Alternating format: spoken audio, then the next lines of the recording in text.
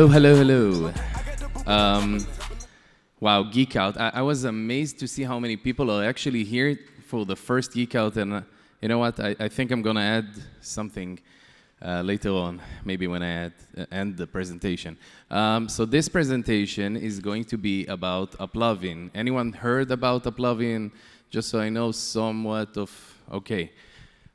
So this isn't like a, sales pitch about Applovin. It's more of like how we actually created a 9-figure brand using Applovin, and I'm gonna talk about and explain a little bit, in general about Applovin, but I'm also gonna dive deeper into what we're actually doing. So a little bit about me. I'm a combination of affiliate marketer, agency, brand owner.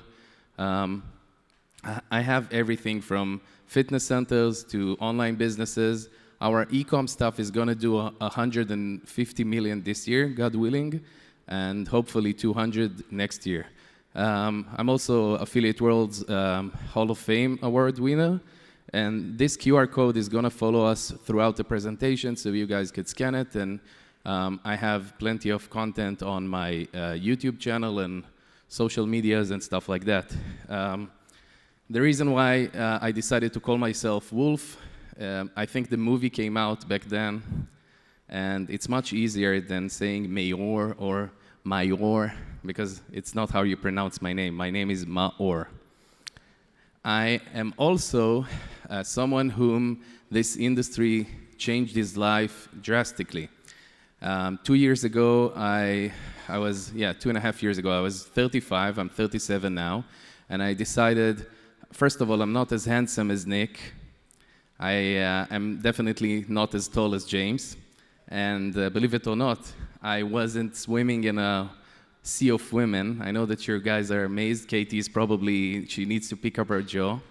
But I just decided one day, okay, I'm gonna change this. I'm a very good media buyer. I'm very good at marketing. I'm gonna use whatever I know in order to start dating again. I created an advertorial. I found my wife. Long story short, if you want to watch the full video, it's on my YouTube channel. If not, you can come at me. Is it desperate? Yes. Is it something you do if you're swimming in a sea of women? No. But I did it. This definitely worked. And if you were a friend, you would have known. So I'm also known as a guy that proposed on stage. And believe it or not, she actually was crazy enough to marry me. And we are married. And I am also now a father to Arya, who's 2 months old. And this... And you and Van and Tyler and Jordan and lots of people from Geekout, the Geekout family, have been with me throughout this ride. So let's start. This was me. We're gonna talk about a few things. Could you make the notes a little bit bigger, just in case I forget? Yeah. So we're gonna talk a little bit about what is Applovin in general, for those of you who don't know. We're gonna go over the upsides, the downsides, what works, what doesn't, how the algorithm actually works. I'm gonna talk about what I did, the full funnel that I used. I'm gonna talk about how I A/B test there, how I scale there, and what's the future of Applovin. So what is Applovin in general? Applovin is an in-app advertising platform. Some of you might say, hey, Facebook is an app as well. I'm advertising in-app, but usually in-app is like games and applications that you just have like rewarded videos and interstitious videos and stuff like that. So Applovin has 80% games, 20% apps inside the inventory. And it's 140 million daily active users, something like 100,000 games and apps. It is the best ROI platform I've seen and I'm using at the moment by far. It's US traffic only, Ecom only. It's very easy to scale, unlike Facebook and other platforms where you add another zero to the budget and the campaigns go, they're just dead. And it's a very AI-reliant platform, so it's using AI to the max. It is still in beta, which is an opportunity and a downside. because the UI and algorithm keeps on changing at the moment. And the main opportunity there, it's basically like Facebook in 2017. This also means that if you're not really running fully compliantly with a white hat offer, you are going to get in trouble. So, you know, and white hat versus black hat with all of the bans that Applovin recently had is a whole conversation I'm having with lots of people. Because your definition of white hat might not be their definition of white hat. They are prioritizing quality over revenue at the moment. So if you are not completely compliant, and I'm going to talk about what completely compliant means in a second, you are going to get banned, and it's going to be a waste of your time. So do not do that. They're going to run manual checks. They're going to make sure that you have you know, reviews that are okay, that you're running on Amazon. Everything needs to be, you know, in check. They're going to go through the Facebook ad library, you know. So I've really seen, even in this room, I know that some legit brands that are super white hat got banned because of, you know, their ads or some disclaimers that were missing and stuff like that. And no, it doesn't matter if Facebook or YouTube or Google search approved you. They have a different compliance standards.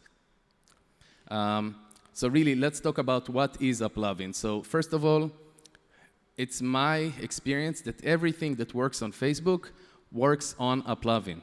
You know, unlike native ads, where it's more like health-related stuff, you know, insurance, stuff like that. With Applovin, because it's really reliant on an amazing algorithm that uses AI, it's everything there works, at least for me.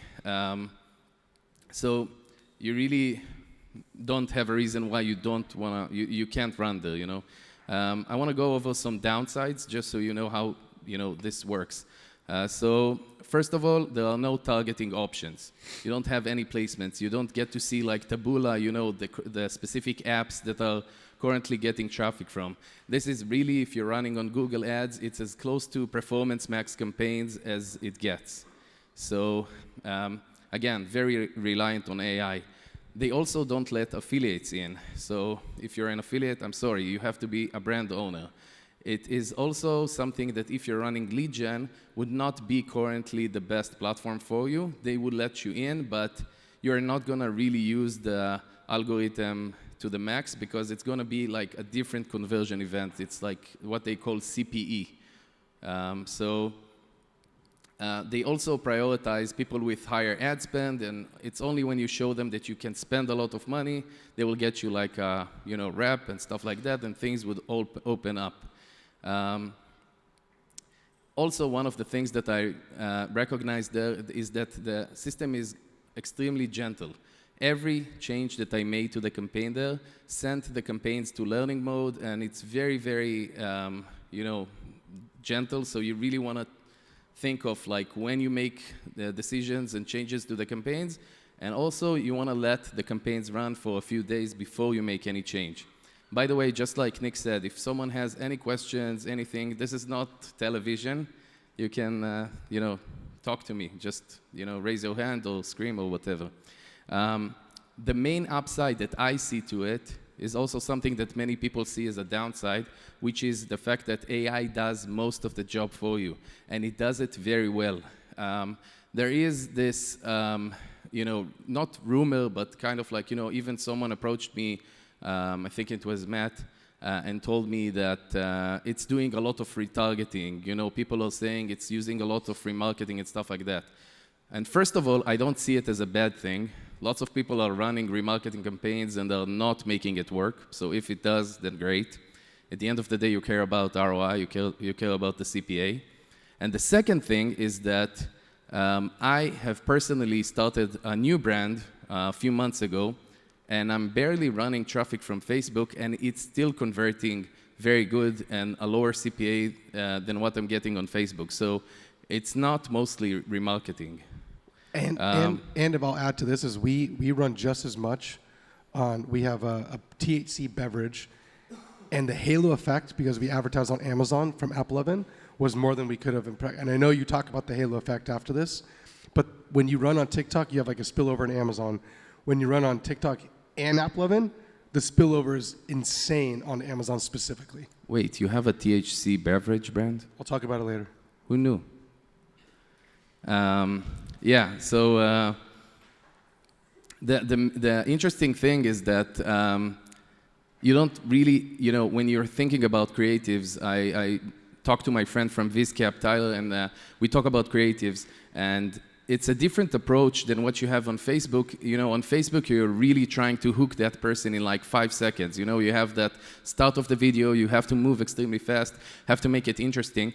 But here, since people are actually watching the video, at least 30 seconds, sometimes even like 60 seconds, because they're playing a game and they have to watch it in order to restart the game or move to the next level or whatever, it's a different way of looking at creatives.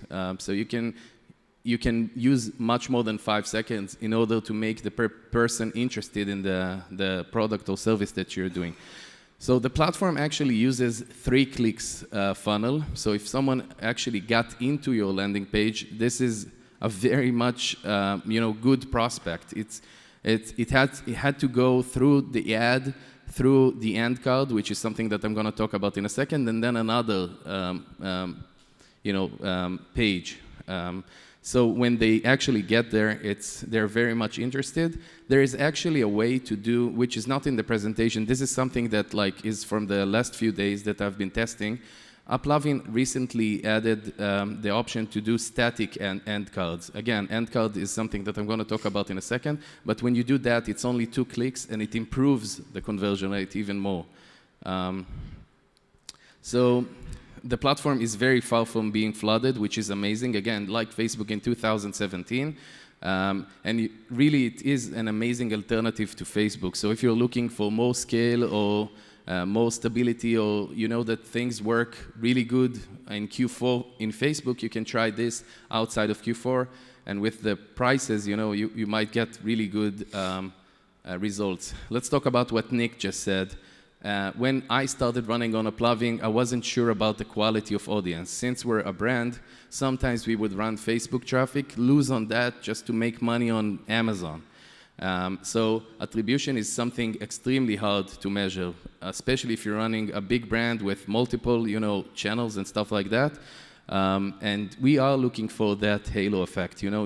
You don't just want low CPMs and low CPCs, you want good quality low CPMs and low CPCs.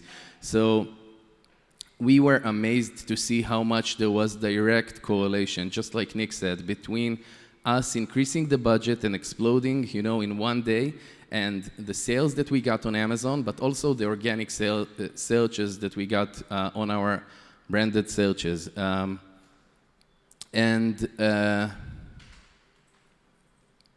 One more thing that I learned when we started exploding, because the halo effect was so big that I really wanted to control it. And the only way was to really make sure that I have control over the Google branded searches. Sometimes people keep that budget very high, and it just exploded when we did that. So if you want to take it under control, you want to edit your Google Ads campaign and make sure that you have that budget under control. Again, you don't want just low CPMs, you want high quality impressions, high quality CPCs. And this platform definitely has it. So let's talk about the different kinds of campaigns that you have. You actually kind of have 2.5 or 3 types of campaigns. You have CPP, which is the equivalent of lowest cost on Facebook, and then you have ROAS campaigns, which is the equivalent of value-based optimization campaigns that most of you probably don't use on Facebook, or if you used, you've seen very bad results with, and this actually works much better on Applovin. So I usually use the CPP campaigns for high scale, when I want to scale very hard on Q4, or if there is, like a Veterans Day, Black Friday, stuff like that. And then I also use the ROAS campaigns for a smaller type of campaign with high ROI. But the interesting thing I've learned is it is almost like different types of algorithms. You're going to see that you're getting different AOVs, different CPCs, different CPMs. You really want to test both of them. Just like you test ASC versus ABOs or CBOs on Facebook, you are going to see different percentages of people who add to cart, different percentages of people who, initiate checkout. It's very interesting for me to see because I like testing funnels. So I would do like an A/B test, quiz versus advertorial, and I would see, for example, that the ROAS campaigns works good with quiz, and then the CPP works good with the advertorial, for example. And also different creatives work differently. The new thing that they added, and this is a screenshot from the new UI. So the old UI, you couldn't use what they call target CPA. So you couldn't choose a specific bid and have the system optimize on that. With the new UI, you can actually do that. So how you do that is you choose CPP, and then you choose the second option, and that actually would open up your target CPA thing. I use that target CPA campaigns for when I want to control and use that, bid as a leveler. But also, I know that it's a different approach, and you have to come with a different mindset to that type of a campaign. So it would scale slower, it would optimize slower, you need to give it more time to learn, but it's definitely a great campaign if you know that you have a Q4 product and you're running outside of Q4. And again, just like Google, I always like to, warn people. Sometimes I've seen campaigns overspend in the first few days. So when you do that, you want to make sure that you have the right spend inside each campaign that you open up. Also, Applovin has one brand per account policy, but it's much more than a policy thing. The way that the algorithm works, and the reason why it's such a genius algorithm, is that it uses soft conversions to the max. So you have the algorithm, the pixel helper that you can download from the Chrome store and use that to optimize. But the pixel here is really reliant on the micro conversions, the soft conversions. So you want to make sure that you implement it throughout the funnel. Add to carts, initiate checkout. You really want to get all of those small conversions because it will not work good if you don't. The other thing that I noticed is that sometimes I would start to scale the campaign and the CPA would go way up. The reason the way I control it is I would let it ride for like 2 to 4 days, and if I would see that it's very, very far from where I need to be, I would scale down the budget, and that's kind of like telling the system, hey, you're not giving me the right CPA, let's go back a little bit. Let's talk about end cards. So if you are advertising in-app, you know how end cards look. If you're not, then end cards is basically the way that Applovin moves people from your ad into, oh yeah, go ahead. When you said you drop the budget, yeah. if it's not giving you the CPA that you want, do you find it that it actually starts giving it to you and rewarding you? Yeah, so the question was, if I take the budget up and I see that the CPA is not where I want it to be, if dropping the budget actually gives me the result I want. And yes, usually I would say 95% of times, it actually gives me that correction that I need to the CPA. And then when you increase it, does it hold it? So that's a good question. That changes between the time of year and how I optimize creatives and stuff like that. But yes, sometimes I see that increasing the budget and having the CPA go up, that's kind of like a signal to people saying that, not people, sorry, the platform is basically telling you you're not dialed in yet. In terms of, it could be the funnel, it could be the end cards, it could be the combination, it could be the creatives, but you're not quite there yet. Did you want to say something? No, just oh, okay.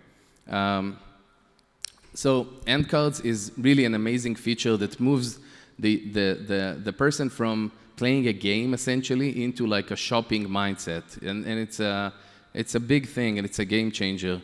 You really don't need to know how to code or create that. Applovin has an HTML end card generator for you. And sometimes you really want to use different types of end cards and really A/B test everything. So you have a few types of end cards. The first one, and these are just examples, is more of like a static one where you have the end card, the CTA, the call to action button, just a little bit animated, but overall it's very static. Then you have more animated ones where you can actually see stuff that's moving. And then you have ones where actually videos inside that actually show the product or service.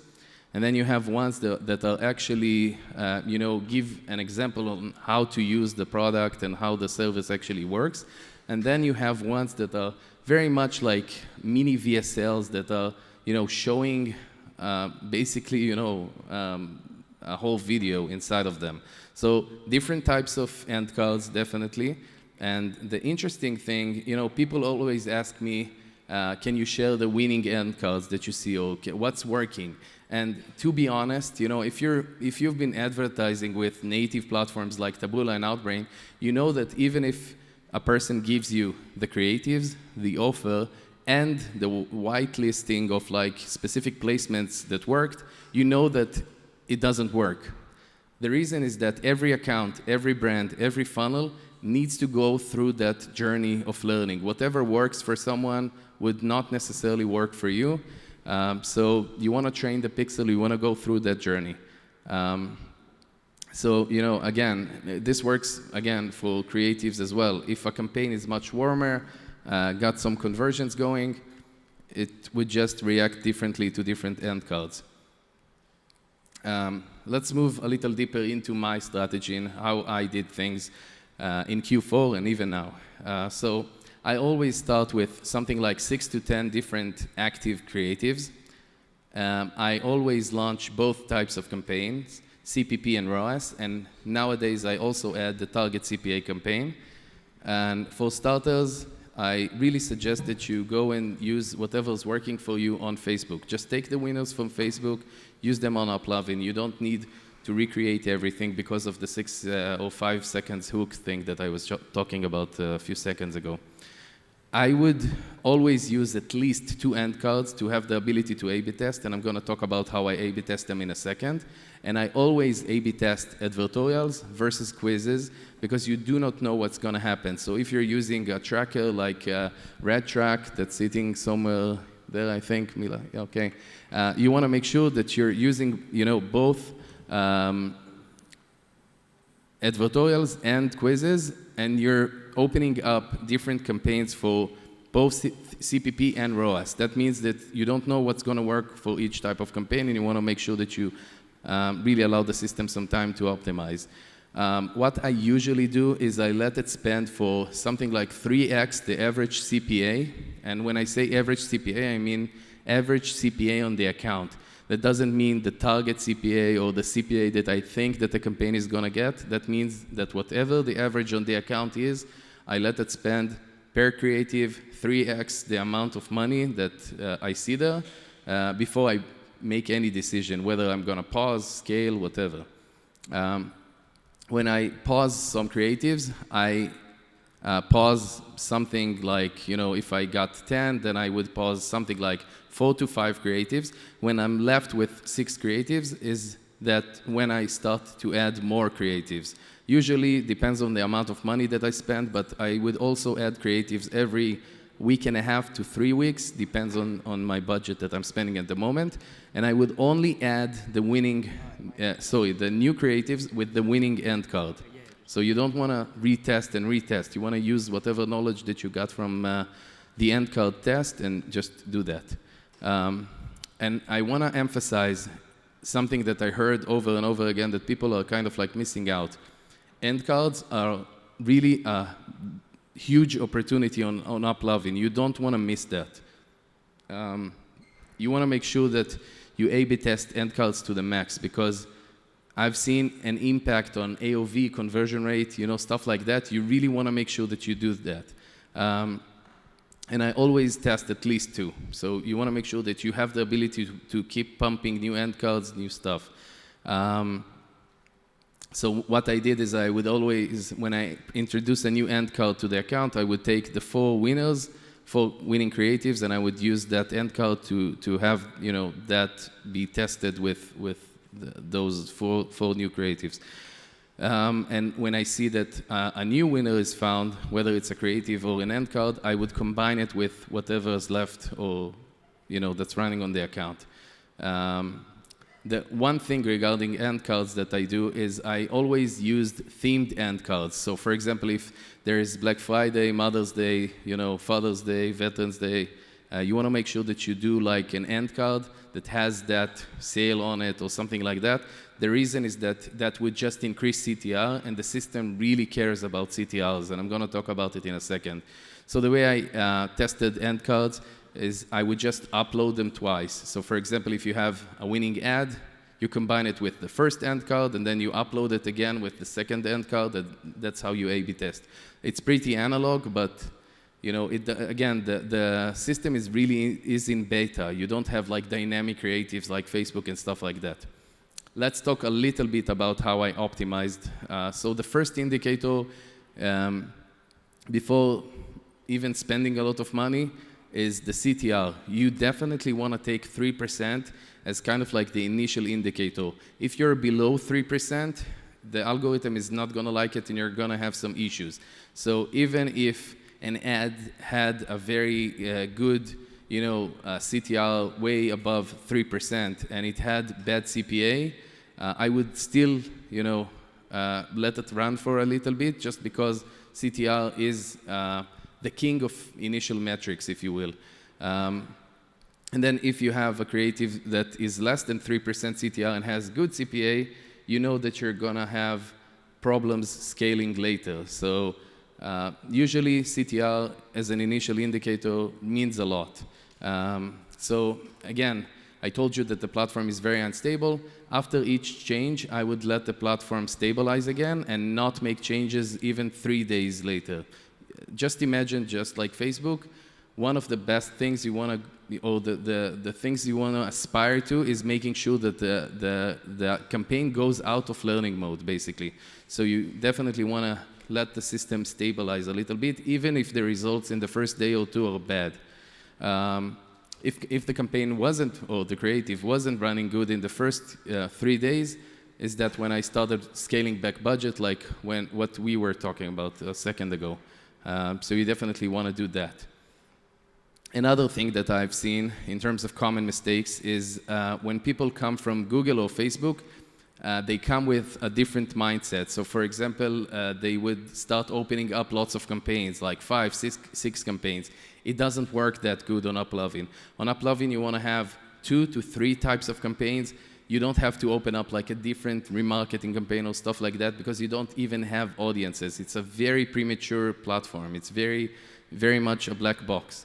The other common mistake that I've seen is people are not adding holiday or sale-based types of campaigns, and they're skipping up on a big opportunity, because just like I told you a second ago, CTR is king. So you definitely want to use those types of creatives, end cards, and sales to boost CTR and then get lower CPCs. The other thing, again, not testing end cards is a big mistake. Some people usually do that because they don't think end cards would have a big impact on their campaign, and some people just do it because they just don't have the time. They're very much focused on creatives. But here, the combination between the right end card and the right creative is what you're looking for. It's more than just creatives. Another thing that I've seen is that people would get a new end card onto their account and they would not preview it. You have the ability to, inside each campaign, you have the ability to actually preview the ad and preview the end card.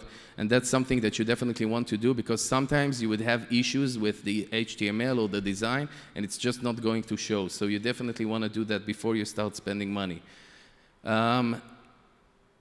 Another thing, I keep seeing people get stuck in a loop where it's like you need money to make money, you know? So it's like they're not spending enough because they're not getting good results, but they're not getting enough conversions for the algorithm to go out of learning mode. So if you're planning to play a bigger game, then you definitely want to make sure that you have those 15 conversions for the algorithm to stabilize.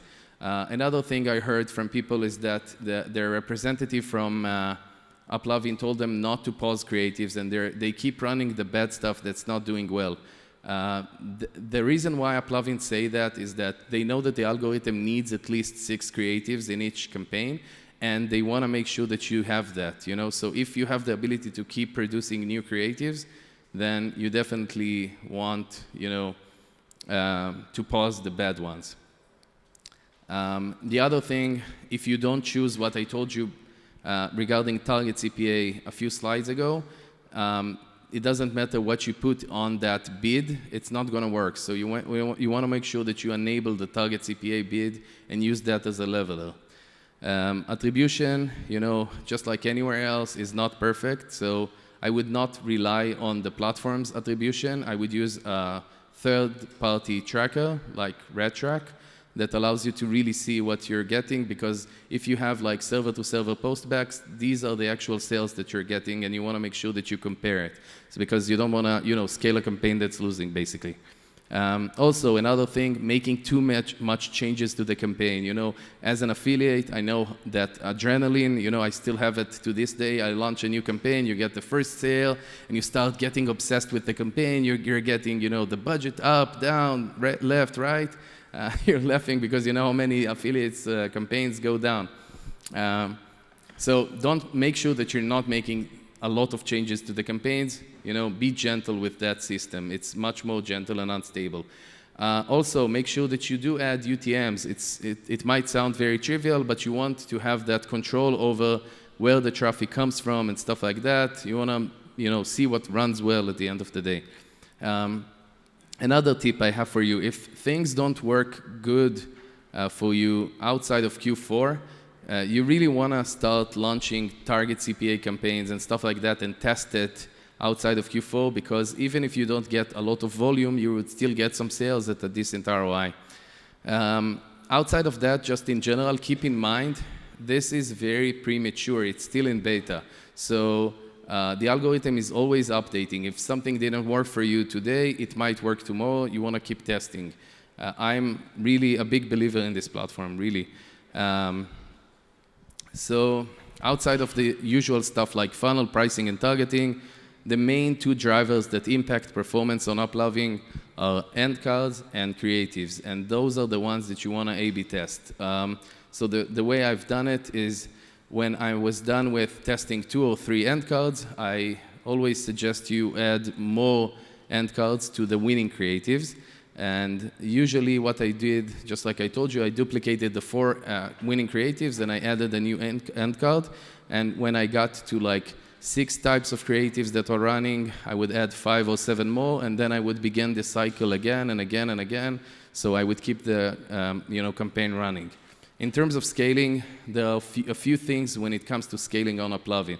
The first one, again, you want to keep adding more end cards, more creatives, and you want to choose the right spots to do that. You don't want to do it a second before like a holiday or a big sale. You want to make sure that you prepare before. And the interesting thing is that unlike Facebook or YouTube, where you really need to build the budget day by day, the platform here really supports fast scaling. So you could go from like 1,000 to 20,000 in the same day, and it would spend it profitably. So you really want to make sure that when there is that opportunity, like Black Friday, when you're monitoring the campaigns in real time, you really want to press on the gas, because the platform really supports that. I launched last year during Q4, and results were very good. The first day I launched at like 500 a day. The second day I already scaled to 2,000. Third day I was already running at like 10K, and midday we went up to like 20K. And yes, I was really amazed that the traffic was steady and it wasn't fluctuating as much. And yes, it was really that easy. It wasn't, you know, something that I'm not telling you, like some secret that I'm not sharing. We just scaled the budget and it worked. So there are basically 2 types of ways that you scale. If you know that you're mostly kind of like a Q4 reliant product that's focused on Q4, then you can start scaling, you know, more aggressively when you open up in Q4. And just surf the budget like I did, 500 to 2,000, 2,000 to 10 grand. But you want to make sure that you have enough creatives in the pool in order to keep pumping it. The slow way that I'm using on one of my brands that's more of like a Q4 brand is that you start slow. You start at like 500 a day. You let it optimize. You know, you let it get those conversions. But you need to consider the fact that whatever target CPA that you're getting, you need the correct ratio between the budget and the CPA, because if you're not going to get those 15 conversions, it's just not going to go out of learning mode. So you want to make sure that you do that.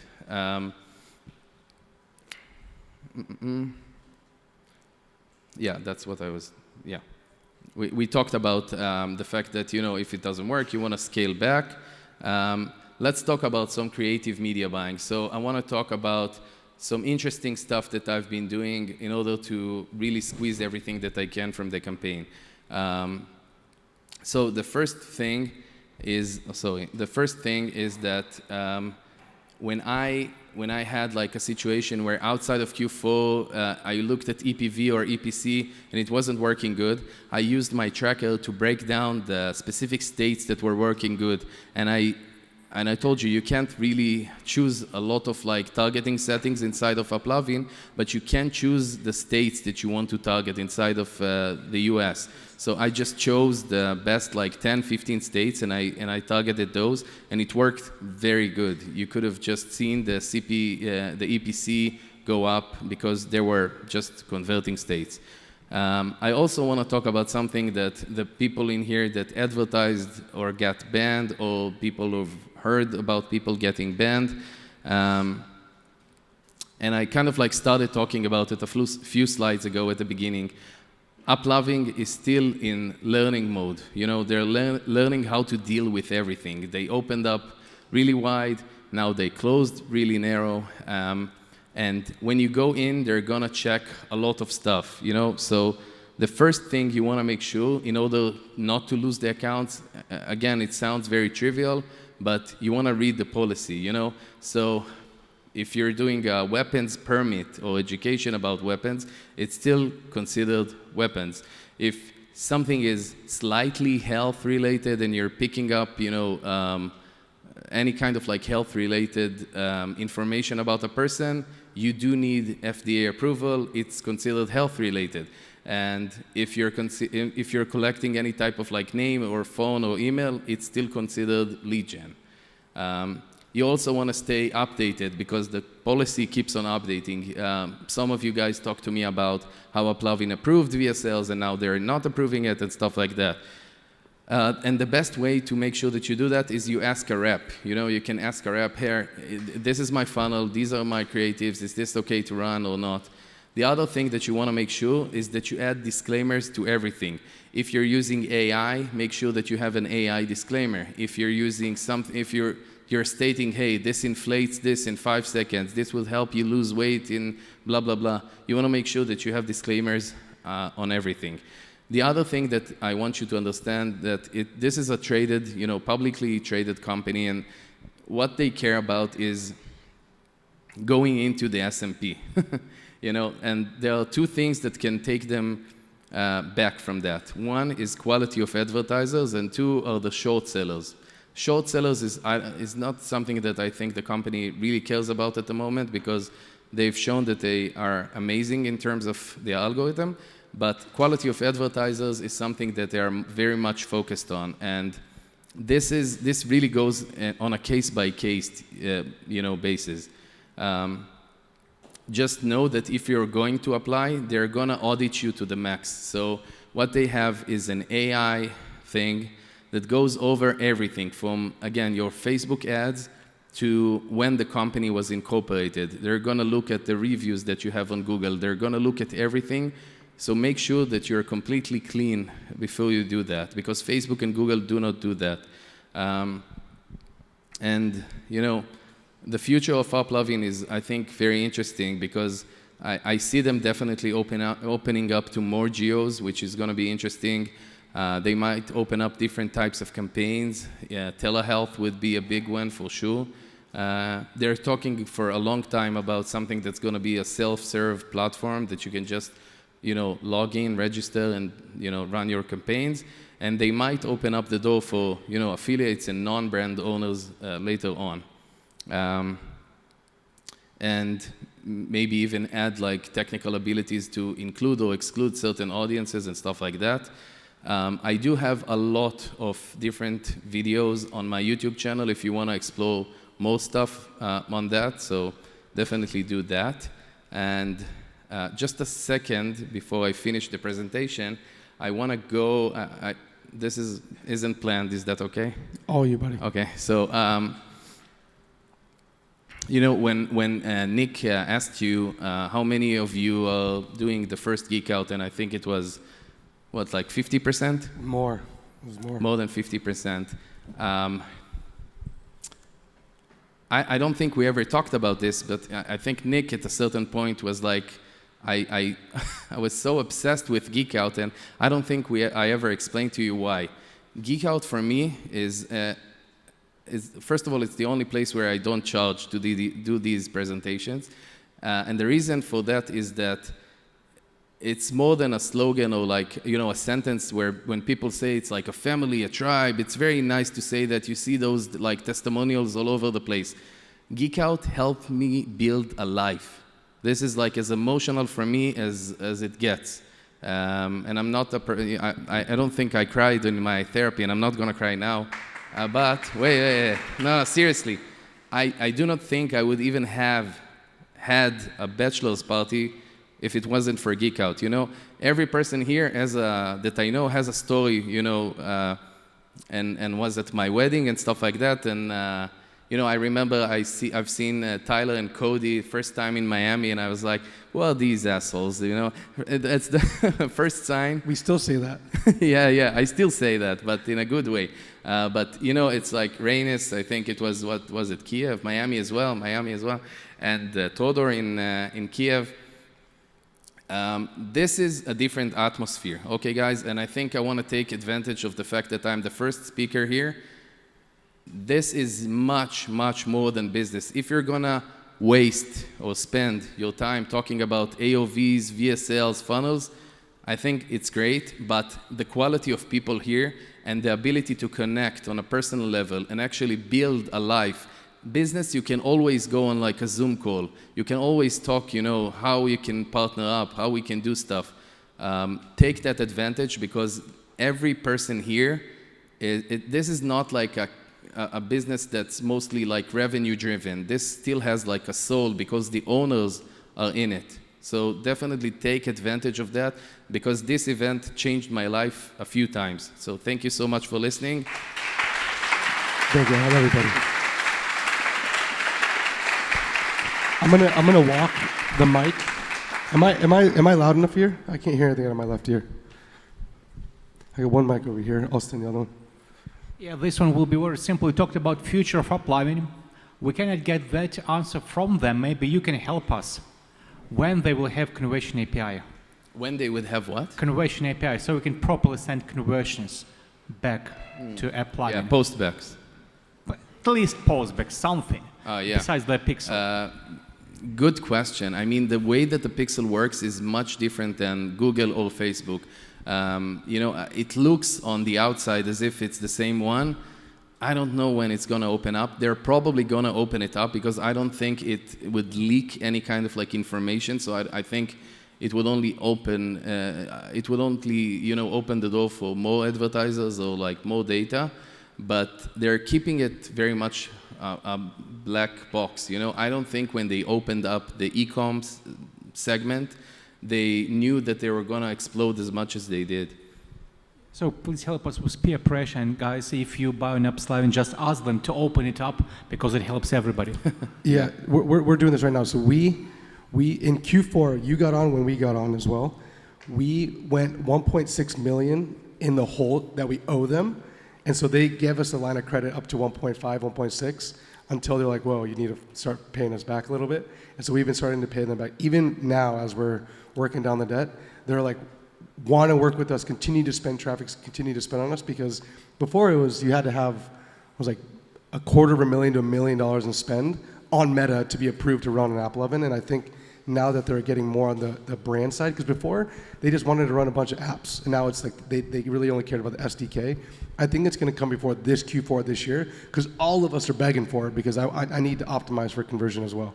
It's coming, I believe. Yeah, let's take some... Yeah. Let me get the clicker. All right.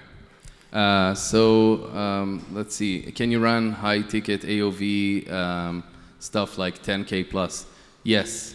Conversion rate is very much like Facebook. You would just get very low CPCs compared to Facebook, not much lower. It's not like GDN lower, but it still is going to work. I have personally not tried it, but yes, this is something that you probably can do. How many clicks do you need to test a lender? Good question. It changes. You know, you want to take that one, Nick? I'm going to take this next one.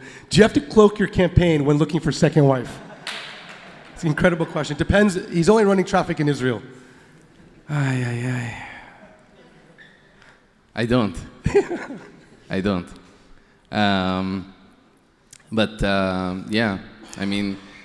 Yeah, I mean, I'm not going to do it on stage unless you want and I have time, but you can definitely come and ask me for the full story. The dominant demographics, I would say it's purely, the majority of people would be women, 35, 40. These are the people that are playing games, but really everything works for us. They're like, but yes, if you could have chosen like a specific product, if you're aiming towards riding the Applovin wave, then definitely do women that are older. The second thing that we found that we had issues with, that we got a lot of trouble, is kids playing games on their parents' phones. And so we're running traffic to, again, a THC beverage. And man, the amount of fucking messages we're getting is, you're putting weed in front of my son and daughter because they're playing their phone. So when he keeps talking about how primitive and how early it is with the algorithm, there is different types of people that are using the phone, and you can't like set preferences of what we've learned. So it is kind of optimization of the end card, and just be very specific on what your product is, and it's very much bold call outs on the ads.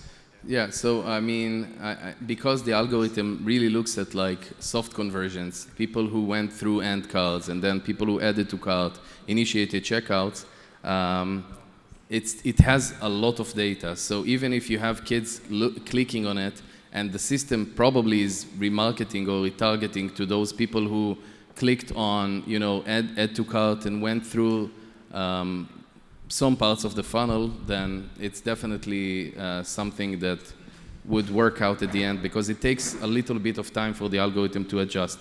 Also, I've seen something like a minimum kind of like revenue a year question. Someone asked 1 million a year, something like that. The minimum right now on Applovin is 10 million. Officially, it's 30 million. Okay, so they are looking for bigger brands. So you want to make sure that you, come when you have that revenue. Are they accepting new advertisers now? Yes, they do. Extremely selective. It's the hardest it's been to get on that platform. So the best I personally can do is get you on a waiting list, but it's not something that's guaranteed or something that would help you, open up an account next week or something like that. Any more questions? I have one live right here, and then we'll... Yeah. Hey, Maor. Kind of twofold question. You want to ask about my wife? Huh? No. Okay. We'll do that later. Kind of two-part question. The first one is, what was your take on, there's kind of a hot topic going on and flying around on X around attribution, and sort of whether or not it was like whether the algorithm was just that good, whether it's taken from the actual website. Some people were saying like hijacking from Meta. Just wanted to get your perspective on that. And then the second one, we've run like 200K, 250K on Applovin, kind of varied results. But it doesn't... A day, a month, a week. Just like the total we ran like in the last quarter. Like, how do you see which products work? Like, what do you look for in terms of products that work? Do you just look at the demographic? Do you look at the solution, the problem? Like, what do you see being the consistency there? Yeah, so for me, it's a little bit easier than you, because I get to see a lot of accounts and I see just what's working. But So the first question you had was, is it hijacking, or like there was a lot of rumors? I'm gonna give you, the bottom line. The bottom line is that everyone in this room should not care, because we're all advertisers. All we care about is the bottom line. ROI, the margins that we're making, CPA, and halo effect, probably in that order, So even if they're hijacking data and they're doing everything that they say that they do, we shouldn't fucking care. If it's working, you're gonna spend money there. If it works, it works. Specifically, if you want my opinion, I have recently opened up a new brand, and I'm not spending as much money on Facebook. I'm just testing it. I think I'm spending like 8,000-9,000 a day. And even before I scaled to like 9,000 a day, when I started spending on Applovin, it worked better than Facebook. So I know for a fact that the majority of traffic is not retargeting. I just know that for a fact. The second question? Oh yeah. So that's like an ancient question. I think that you just test. At the end of the day, things that might work really good. You could think, oh, I'm gonna do like older women. I don't know, whatever, clothing brand. And it's a combination where all the stars need to align, and that goes back to any platform. It's not just Applovin. You need the right creatives, the right time of year, the right pricing, with the right funnel, the right branding, with the right end cards. Everything needs to align. So it's just, I know it sucks, but it's testing. Keep going. We have plenty more questions right here. Oh, whoa, yeah. It's back.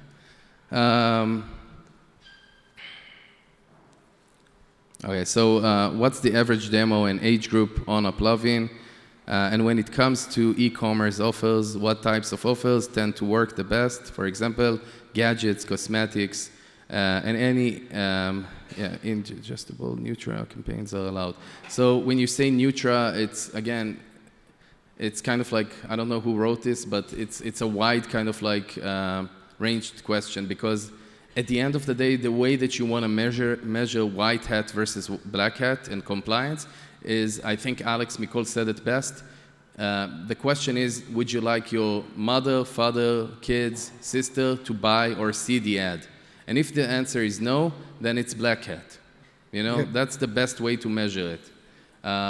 In terms of what's working, again, I've seen lots of Nutra stuff, so anything that's skincare, beef tallow, clothing brands work very good. Anything that is house related, stuff that's like, gadgets for the kitchen, stuff like that. I've really seen a lot of stuff. Honestly, anything that you see on Facebook works there. This isn't just like a very niche kind of like platform. The algorithm uses the first few days to explore placements. And even when you scale budget, the reason why CPA sometimes would go up is that because it goes on like an exploration mode. It doesn't just scale the winning placements. It goes on more placements. It goes on more games, more apps, and it searches for more audience. Whoa, people are actually using this. They actually give a shit about you. That's crazy, huh? Wow. And most of the questions aren't about the advertorial. That's crazy. What did you spend last month? On meeting women? Hopefully zero. What did you spend on Applovin? Not Mick. You should call yourself McLovin, honestly. What did you spend last month? I think last month wasn't that big, because our main product that we spend the most is a Q4 product. So we only start to scale from, let's say, next month. I think last month was something like more than 30K. We spent a day something like 15, something like that. A day? A day. Okay, we got shut off in May until we have to start paying. But we spent 200,000 in May, and we only scaled because of end card optimization. Same page, same landing page, and that was the only thing that we did on this. If you had like a go-to way of like optimizing, would you go straight to the end cards, or would you go straight to like brand new concepts, or would you go advertorial first? Wow, that's a good question. First of all, I want to say that as affiliates, brand owners, advertisers, sometimes we forget that when we A/B test, we only need to A/B test one thing. a lot of people are optimizing both, end cards, creatives, and funnels, So you have to keep in mind that unless you give it a lot of time and spend a lot of money, you're not going to get a specific answer, The best situation would be really, testing creatives, finishing that, testing funnels, finishing that, testing end cards, finishing that, and moving back to creatives. I think the biggest impact that I've seen on performance in that order would have been creatives, funnels, and end cards. Yeah. Okay. I have another presentation, exactly how we're spending on Applovin. I did it I think a month ago. I'll drop that into the Telegram chat. Everybody get obviously the presentations. You'll get the recordings too, I believe. Jimmy, tell me if I'm lying. If not, I just gave it away. But because ours, we have all of our end cards, all the strategy, all the optimizations too. And I think it's important for you guys to see start to finish with the campaign structures. I think that's important. I have a couple more questions. I'm going to keep going because you guys are asking incredible questions, and then I'll pull Marin up on this 3 more. If an ad had a great result in triple or red track, but not in platform, what's the best way to make sure that ad gets more exposure? Yeah, so if you're using UTMs and you're sending back the creative ID, then you can just use the reporting on red track and just take that specific creative and make sure that you use that, And I think that's a very good question, because sometimes if you go back to the dashboard, you're not going to see direct correlation. At the end of the day, if you have those postbacks in the tracker, that's actually money in the bank. That's what you want to optimize on. That's a good question. This is the final question, which is another interesting one. Since it's still technically in beta, constantly making changes, how is it impacting results that you're seeing? And are you finding yourself having to scale budgets up and down on a daily basis? Not on a daily basis, for sure. When you start a new brand or start a new campaign, you definitely go through a journey, You're searching for the right placements, the right time of year, the right end cards and stuff like that. Once you get that stabilized, I find that it's 90% of times you just scale up, unless you're a very much of a Q4 product, But outside of that, I do not see a lot of fluctuations. I also see that when they update the algorithm, it's something that I definitely feel, but it's not like Facebook. I would say that in the last 4 or 6 months, Facebook has been more volatile than Applovin. Yes. Do you want me to read it to you I in would English? not start as a first channel on Applovin for anything. Yeah. Hold on. You keep that. We got to make sure people can hear what you have to say. Yeah, so there are some brands where you do heavy surfing on Meta, and even there's one I work with where weekends we spend up to 250, 300K per day, but then weekdays we just pull back heavily, 50K per day. So with Applovin, how does it work with budgets like surf scaling? And then do you also see that same heavy push into brands that do go heavier on the weekends versus weekdays? How does the algorithm react to that, the heavy up and down? Yeah. Do you invest in stocks? What's that? Have you ever bought stocks? Yeah. So it's kind of like raising and taking down the budget on any platform is kind of like trying to time the market. You don't want to do that in general. The best campaigns are ones who are stable in terms of budget. You can use it very specifically, when there is a specific sale, when you know that Black Friday is coming, stuff like that. But overall, it's not best practice to go up and down. The algorithm and the platforms love stability, not because of the budgets and the fact that they know that money is coming in next month, because of how the algorithm works. Especially in a place like Applovin, especially in a place like Applovin, when you raise the budget, you're not guaranteed that spot on that placement. It's not scaling whatever is working. It's going to go and search for more audiences on different placements. We tried this. You hand it to him. We do better Thursday, Friday, Saturday. So we try to bump on Thursday night, but I feel like it doesn't kick in until Saturday, Sunday. And then by that time, I have to fucking cut it So we tried this because we go heavy on the weekends as well because we're like a party thing, but it doesn't stick. You know, and this is a product that even on Facebook has never really worked good, you know? Yeah. The lifetime budget plus edge scheduling thing. I don't know a lot of people that are spending a lot of money using that method. Well, I would say why we love it during Q4 moments. Dude, I don't know what happened to you guys last year in Q4. Anytime I try to jack any budgets up, dude, we run like 7 or 8 different ad accounts because we lose ad accounts a lot. I couldn't get the budget to do any sort of incremental ad spend on just Meta, Pure Up, or even Google. None of the spend. Applovin was the only place where I can go from 10 to like 50 in like 2 days. And that worked, but it felt like the daily active users are there. But like on a normal weekend, a normal daily basis, I don't think you can buy more inventory, if that makes sense. Nick, you know, I would go down and like approach the audience as well, but that's the only time I'm taller than you. Do you have a process of testing if you have like a lot of landers that are proven? Wait, who's talking? I can't even see. Oh, you. Okay. Hey man, how's it going? Do you have a process of testing like if you have a lot of proven landers from Meta that target different avatars each? Like, what would be your process of testing those landers in Applovin? Well, I have a lot to say about this. We do not have time for this. We don't. We do not have time. He'll answer that question. I'm going to keep it going. I'll do 30 seconds. Okay, 30. Do I have a minute? Yes, of course. Okay. So first of all, I have a theory on Facebook. I think that post iOS 14, the pixel, when you launch a new account, new pixel, it gets married to a specific pre-lender, and regardless of how much A/B testing you're going to do, that one pre-lender that is, that you started with is going to get married to the pixel. So that is something that I'm working on as a concept. Regarding Applovin, it still works very much in an analog way, like Facebook did back then. So when you send 50% of traffic here and 50% of traffic there, you are going to see a very specific result. No, that was a fantastic answer. Maor, we've been tolerating for 10 years. You guys tolerated for an hour. Well done. Thank you.